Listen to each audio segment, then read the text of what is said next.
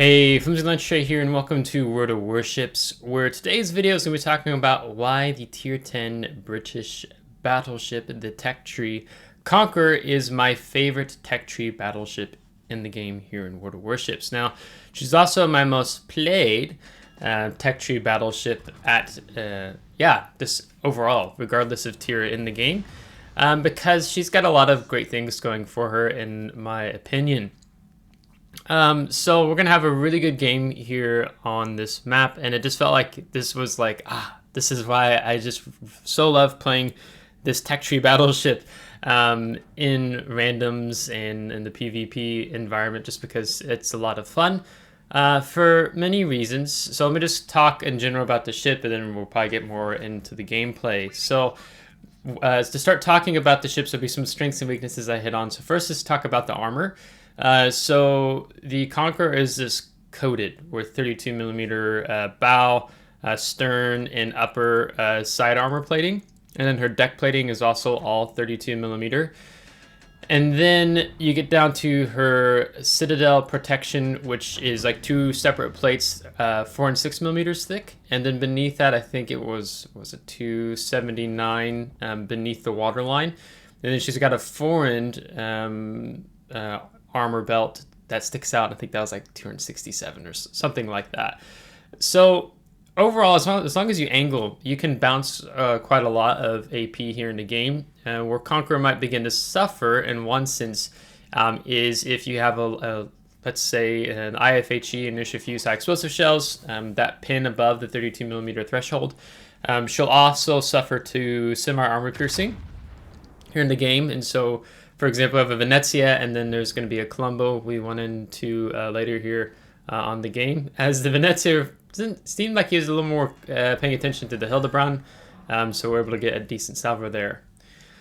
And then that brings us to talk about the guns, right? So most any battleship here in the game, depending on how favorable it is, lives and dies by its guns, right? So that's why Wisconsin has been an incredible battleship to play, just because of how accurate her guns are on her 4.6s. But here with Conqueror, we have 12 419 millimeter guns with amazing high explosive performance. She's got the best high explosive damage per minute among all tier 10 battleships in the game still, due to her penetration capacity with these high explosive shells. So that'd be, for an example, 105 millimeters.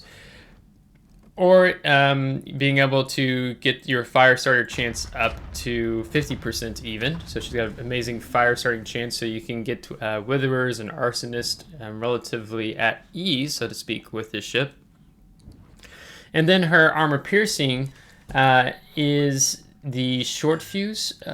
So you'll pin, the fuse timer will go 0.015 seconds. Your standard penetration for armor piercing shells among battleships in the game tends to be at 0.033 seconds. So one of the things that you might struggle with Conqueror in a sense is with more heavily armored targets and battleships, your armor piercing shells might explode. The fuse timer is met before the shell actually breaks into the citadel armor of a battleship.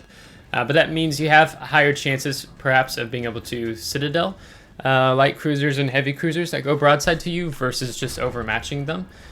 So that's incredibly helpful here as well. So these guns, really, I just love so much, just because of the fire starting potential. When I love surprising cruiser players who aren't mindful, and then you switch from the high explosive to armor piercing, because a lot of people just expect you to spam high explosive with this ship, but the armor piercing can just be downright outrageous, as it were. So beyond these 12 419 millimeter guns, I also have really good firing angles, in my opinion. What else should we talk about? Well, we should probably talk about the concealment here on the Conqueror. So the concealment used to be among the best in the game. That has changed as time has gone on. So she sits at 4th best concealment in the game, where she's technically tied for 3rd. So it's beaten out by Incomparable and the Bungo, and then she ties with the Loria and then the Thunderer, and very close also tying with Rhode Island as well. So her concealment is really great, so I built into the concealment. here on the Conqueror, which would get you down to 12.3. Yeah, 12.3 as an example, and then by air, it's 10.15. So yeah, working with an amazing concealment here on the Conqueror. And then when you start talking about her survivability in terms of her health pool. Now her health pool, let me pull that up. I think it used to be like the 3rd worst in the game, but there's been other ships that have been since introduced with lower hit points health pools than the Conqueror. So now she sits at 10th worst for 82,900, and beaten out by 9 other battleships in the game. So in the way of wargaming, balancing Conqueror was essentially giving her less hit points overall, as we're trying to finish off this Ohio here and picking up our first kill. So that was their way of balancing the Conqueror, right? So one of the things that makes the super ship off the line Devastation so devastation is that she gets almost 100,000 hit points. It's a Conqueror with 100,000 hit points. And then also having, if I can find it here, and also for the fact that she gets more main battery guns. I couldn't even remember. Yeah, she gets 16 guns, also for 19 millimeters, right? So quite a pain to deal with there. Now, the other thing to make mention of here, as you see, we've beginning to lose hit points, and so I go ahead and I may have used this heal too soon here, but part of my concern is I didn't want to get yoinked by the Shimakaze. So you can see we still have like 10 seconds on our heal here, right? But I didn't want to get death struck by the Shimakaze because this Holland player is going to be quite passive in this game. He's really much more focused on spamming torpedoes than using his guns. So we go ahead and we blow a heal there. Now these heals are absolutely amazing on the Conqueror. Before you take the India Delta combat signal, these are the specialized repair teams. So let's see here. You get, if you take the, what is it called? Emergency Repair Expert, you can go from 3 heals to 4 heals. So that's another way they try to nerf the ship, is not give you the typical 4 heals that most battleships get here in the game, but only 3. As our Hildebrand's doing an amazing job. I think we also have, Hildebrand's doing a good job spotting the Shimakaze for us, so just shout out to him. You only get 4 heals. Now, the funny thing is that there's probably a slight change. I'll put my commander build up here on one of the top sides of the screen. I would probably change how I've done Conqueror, and that I would give up the basics of survivability, which just reduces the fire and flooding time, and take improved repair party readiness, because once you hit 2 million potential damage, you get a 5th, or you get another repair party consumable, so that would bring us up to 5, assuming we have taken 2 million potential damage, and then just in general, your repair party is coming off cooldown that much more quickly. So that makes Conqueror very difficult to kill in that regard. And then if you were even running Andrew Cunningham, which I want to pick him up, he's like the last 175,000 coal commander I have to get. If you have destroyed 2 enemy ships, you get an additional consumable. So you get an additional heal. So you can effectively get up to 6 heals, which that would just be crazy to have here with this heal, which I didn't even get to tell you yet. Without the India Delta combat signal, your max HP per heal would be 36,000 hit points. You take the India Delta combat signal, that's going to jump up to 43,700 hit points. So effectively over half your health, assuming it's just like a lot of fire damage and that, you can heal back. So you can actually take a lot of high explosive spam. And then the other thing in terms of the upgrades, I'd probably look to switch out. I'll try to throw that on the screen here. Is I might consider giving up my main armaments mod 1, which is just reducing the risk of our main battery turrets becoming incapacitated, which we had, I think does happen in this game. We lose one of our turrets, but not permanently. And take the damage control party mod 1, which would increase our action time of our damage control party. Stock, it's 15, and then when you take emergency repair expert, you add plus 10% on the action time, bring it up to 16.5, and then with the damage control party mod 1, that would bring you up to 23.1 seconds. So in tandem with the improved repair party would actually be pretty powerful here on Conqueror. I don't have Andrew Cunningham yet, but I am running Jack Dunkirk, who has an enhanced skill on the grease the gears. So we're able to get our turrets turned on target a little bit more faster. Because we're taking, in the third slot, we take the aiming systems mod 1 to have more accurate salvos. As we're very close to killing the Shimakaze there, but our Holland picks him up. So we've been quite bullied. The game is still quite close overall, as we have this Des Moines sitting back here. And you're going to see between this Des Moines and Venezia, you're going to see example of us flexing our armor piercing. Now we did slow down and turn bow in to avoid what we predicted would likely be Shimakaze torpedoes coming towards us, as he was kind of launching them at us and also the Hildebrand here. Other things to make note about this ship, you could talk about the maneuverability. Her rudder shift time is 17.35 seconds, but let's say as an example, you wanted to take her unique upgrade, Enhanced Engineering Systems, which I don't know if I would take. You'd be giving up your concealment. You would get a negative 13% on your main battery traverse speed and a negative 40% on your rudder shift time, which would drop you beneath an 11-second rudder shift time. So it's kind of like the big deal people are making with the new Pan American battleships is they have an insane rudder shift time, so it makes it quite easy to avoid things, but also that those battleships have the enhanced propulsion built into them, right? So you have that, but it's, I don't know, the concealment's just so good to work with, and it gives us a good idea of when we might have something coming in on us. Again, we're having to turn away and kite because we have this submarine to the south.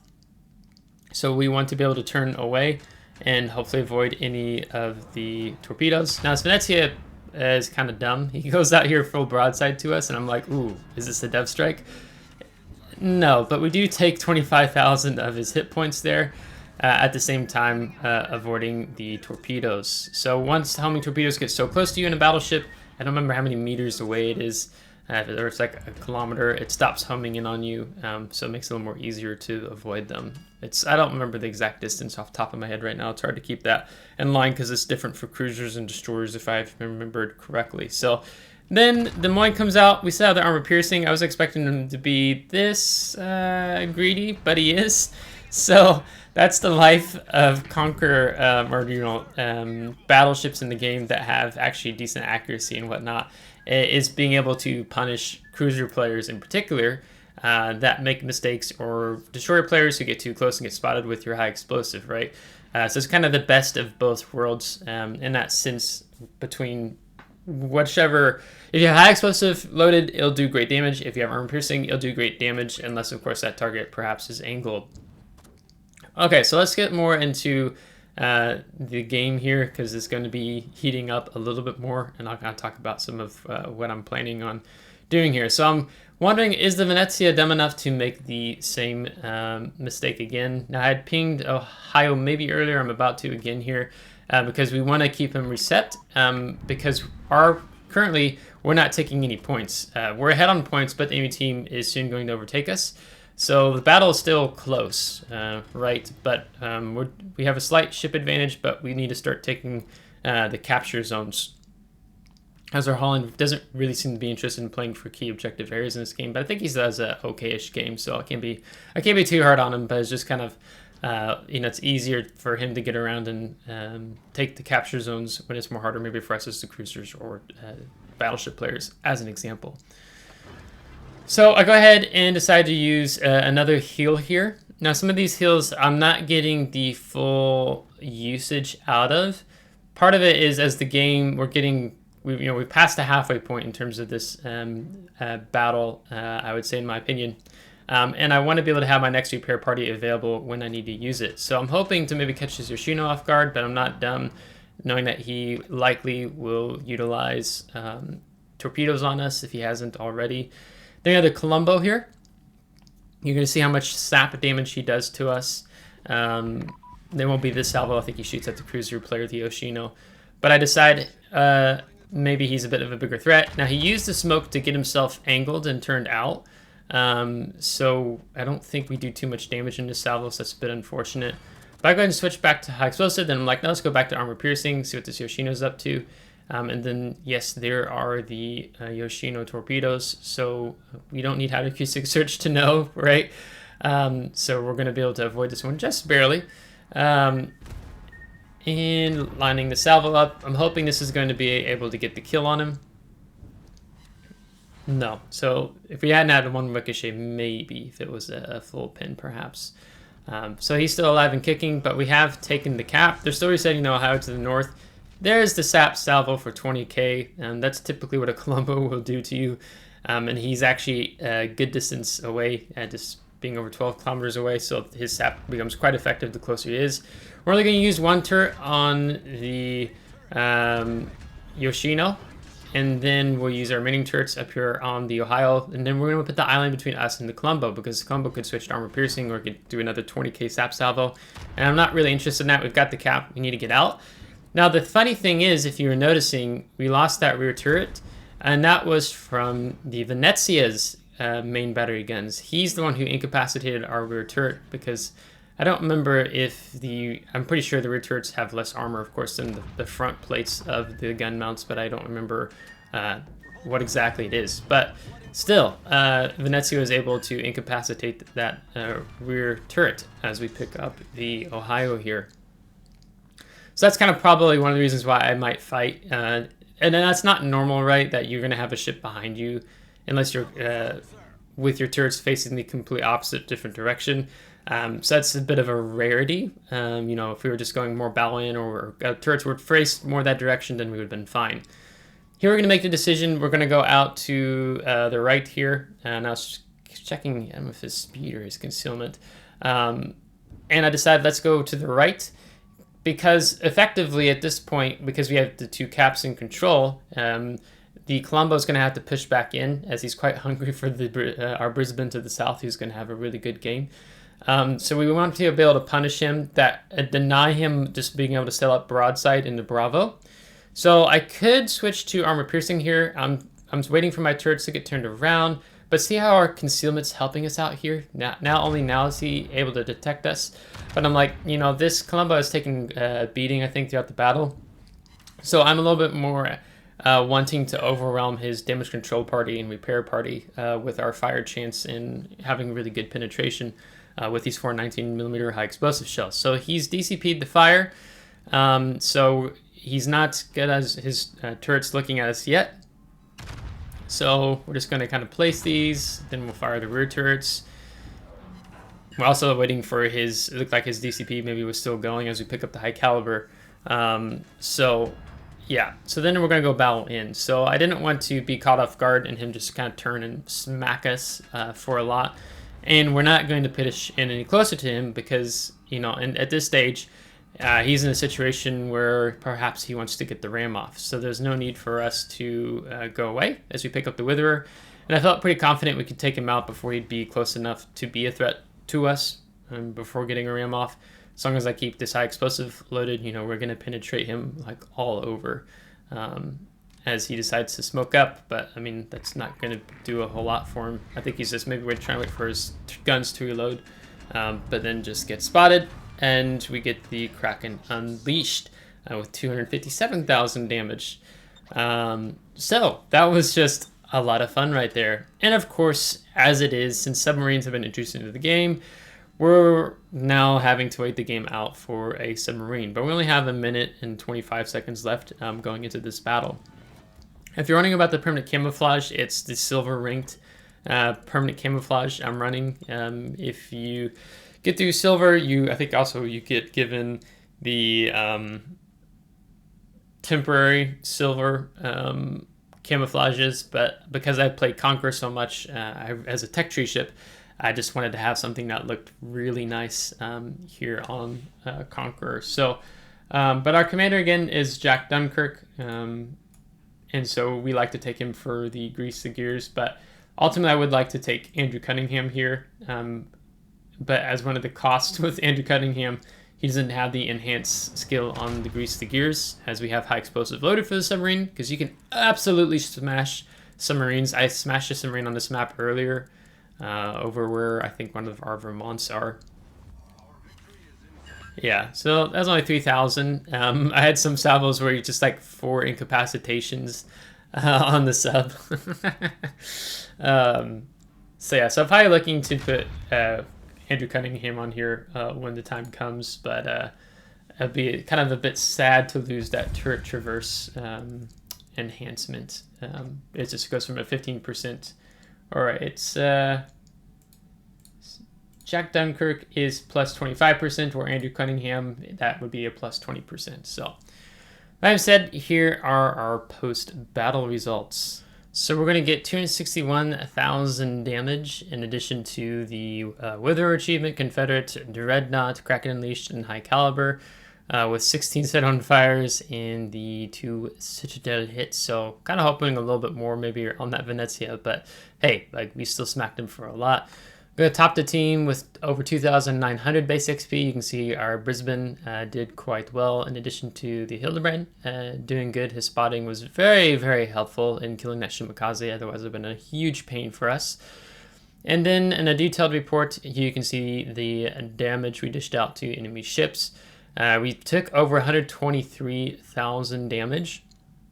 And then with the potential damage, only 1.9. So we actually wouldn't have proxied the 5th repair party from improved party readiness, but we would have got a 5th heal from if we had Andrew Cunningham after getting the 2 kills as an example.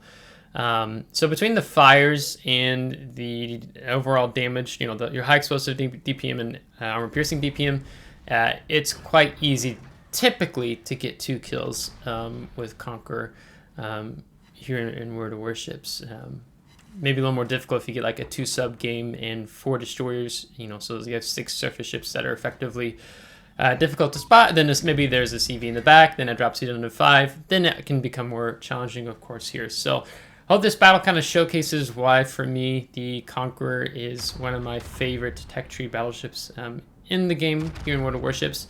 I think she's quite friendly even to newer players because Conqueror does really well in the sense of having an effective main battery of her 12 419mm guns. Her high explosive shells are good, and Conqueror rewards you if you know when to switch to the armor piercing depending on the positioning of the said enemy ship. And if you do take a massive hit, you have specialized repair parties that help you.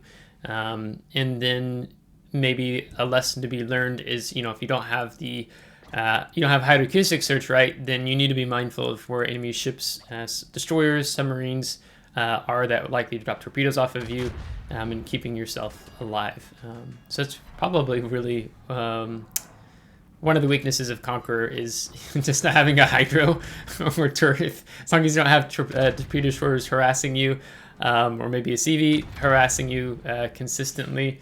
Her AA on Conqueror is okay. It's I don't think it's nothing to write home about. I'll go ahead and tell you since I still have the sheet up here. AA strength. Look down this very long list. Yeah, it's places 24 out of 32, so it's nothing to write home about. But it's a 6 kilometer AA. I guess that was one thing I didn't mention in this game. So that being said, if you liked this video, give a thumbs up. If you didn't, give a thumbs down. Subscribe if you do want to see more. If you're subscribed, thanks so much. I really appreciate it. Thank you to my Patreon supporters. And until next time, take care.